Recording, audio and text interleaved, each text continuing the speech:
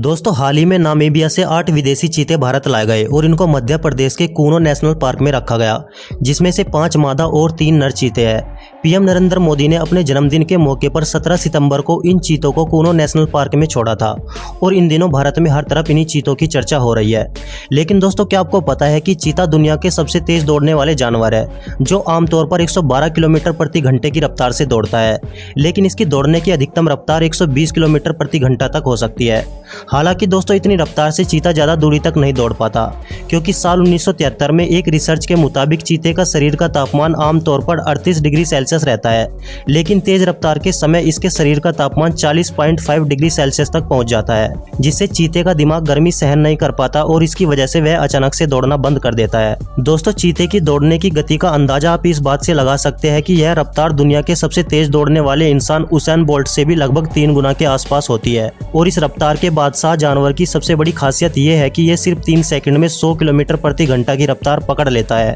और इस रफ्तार के दौरान यह 23 फीट यानी कि 7 मीटर लंबी छलांग लगा सकता है। दोस्तों अब अगर आपके मन में यह सवाल आता है कि आखिर यह जानवर इतनी तेज रफ्तार से कैसे दौड़ सकता है, तो हम आपको बता दें कि बाघ, शेर, तेंदुआ और जैगुआर की तुलना में चीता काफी छोटा होता है, जिसकी वजह से तेज रफ्तार से दौड़ते समय उसके सिर से टकराने वाली हवा का प्रतिरोध बेहद कम होता है और इस जानवर की खोपड़ी बहुत ही पतली हड्डियों से बनी होती है, जिसके कारण इसके सिर का वजन भी बहुत ही कम होता है, जिस वजह से इसे दौड़ने में काफी आसानी मिलती है। और दोस्तों जब चीता तेज रफ्तार में दौड़ता है तो उसकी मांसपेशियों को ज्यादा ऑक्सीजन की जरूरत पड़ती है,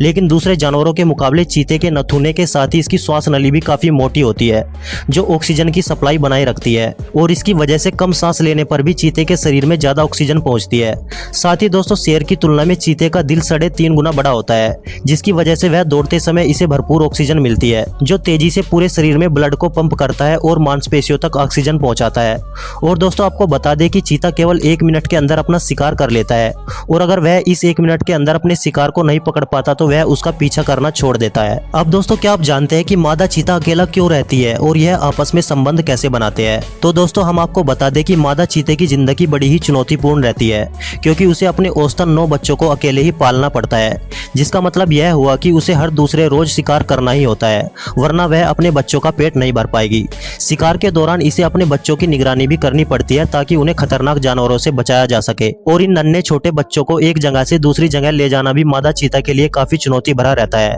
दोस्तों आपको जानकर हैरानी होगी कि मादा चीता सिर्फ संबंध बनाने के लिए ही नर चीते से मिलती है और संबंध बनाने के बाद यह दोनों फिर से अलग अलग हो जाते हैं। मादा चीता के मुकाबले नर चीते समूह में रहना पसंद करते हैं, जिसमें एक झुंड में तकरीबन 4 से 5 चीते होते हैं, जो ज्यादातर भाई भाई होते हैं, यानी कि एक ही माँ बाप की औलाद, लेकिन कई बार झुंड में बाहर के सदस्य भी आ जाते हैं। दोस्तों चीतों के बारे में एक चौंकाने वाला फैक्ट यह भी है कि चीतों के ज्यादातर बच्चे मर जाते हैं, जो इस जानवर के विलुप्त होने की सबसे बड़ी वजह है। अफ्रीका में 90 के दशक में हुई एक रिसर्च से पता चला था कि चीतों के 90% बच्चे वयस्क होने से पहले ही मर जाते हैं, यानी चीतों के 100 बच्चों में से 5 ही बच्चे बड़े होने तक जिंदा रहते हैं। हालांकि 2013 में अफ्रीका के एक पार्क में पाए जाने वाले चीतों पर रिसर्च करने से पता चला था कि इनके बच्चे के बचने की उम्मीद 36% तक ही होती है। दोस्तों इनके बच्चों के मरने के पीछे की सबसे बड़ी वजह शिकारी जानवर होते हैं, जिसमें शेर, लक्कड़भग्गे, बबून और शिकारी परिंदे शामिल है। साथ ही अरब देशों में चीतों के बच्चों को पालने के लिए खरीदा जाता है, जिसमें इनकी कीमत $10,000 तक पहुंच जाती है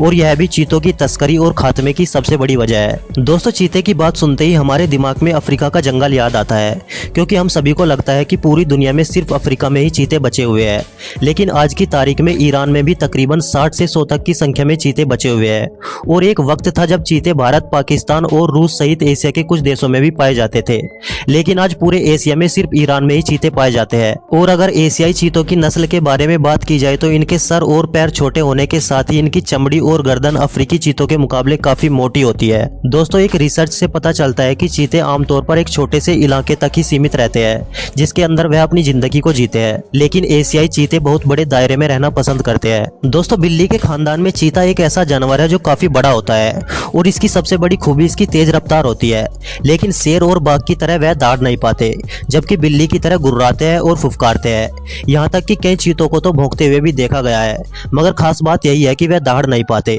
अब दोस्तों आपको बता दें कि इनके लिए रात में देखना काफ़ी मुश्किल होता है। रात में चीतों की हालत इंसानों की तरह ही होती है, इसलिए चीते या तो सुबह के वक्त या फिर दोपहर के वक्त अपना शिकार करते हैं। वहीं दोस्तों हम में से कई सारे लोग चीता और लेपर्ड के बीच कंफ्यूज हो जाते हैं, लेकिन यह दोनों एक दूसरे से बिल्कुल अलग होते हैं। चीता लेपर्ड की तुलना में ज़्यादा हल्के और ऊंचे होते हैं और वहीं इनका चेहरा काफ़ी छोटा होता है, जबकि लेपर्ड का चेहरा काफ़ी बड़ा होता है। चीता लगभग 120 किलोमीटर प्रति घंटे की रफ्तार से दौड़ सकता है, जबकि लेपर्ड की रफ्तार चीते की रफ्तार से तकरीबन